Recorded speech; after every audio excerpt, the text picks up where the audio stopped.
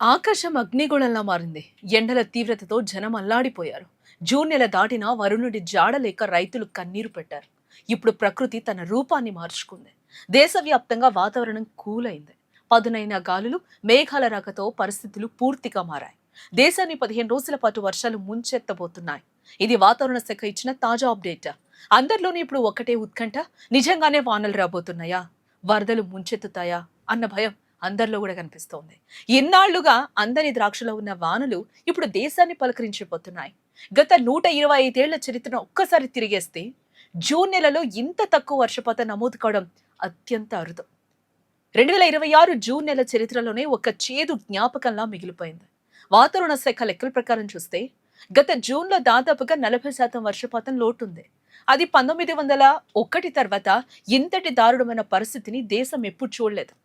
1905, 1926, 2009, 2014 ఆ తర్వాత ఇప్పుడు 2026లో జూన్ నెలలో వర్షాలు ముఖం చాటేశాయి.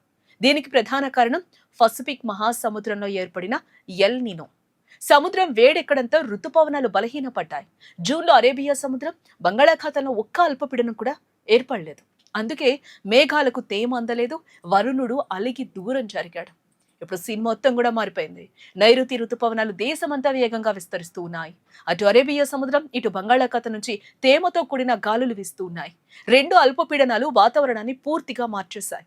ఢిల్లీ, బాంబే, గుజరాత్, ఉత్తరప్రదేశ్, మధ్యప్రదేశ్ ఇలా దేశంలోని అన్ని ప్రధాన ప్రాంతాల్లో వర్షాలు మొదలయ్యాయి. గంటకు 50 నుంచి 60 కిలోమీటర్ల వేగంతో వీస్తున్న గాలులు వాతావరణాన్ని చల్లబరిచాయి. ఢిల్లీలో జూలై 3 వరకు వానల జాడ లేకపోయినా ఇప్పుడు ఆకాశం మొత్తం మేఘావృతమైంది. భారీ వర్షాలు పడుతున్నాయి. హిమాలయ ప్రాంతాల్లో పరిస్థితి కొంచెం భయాందోళన కలిగిస్తోంది. రుద్రప్రయాగ్ జిల్లాలో యంత్రాంగం హై అలర్టే ప్రకటించింది. అలకనంద, మందాకిని నదుల నీటి మట్టం ప్రమాదకర స్థాయిలో పెరుగుతోంది.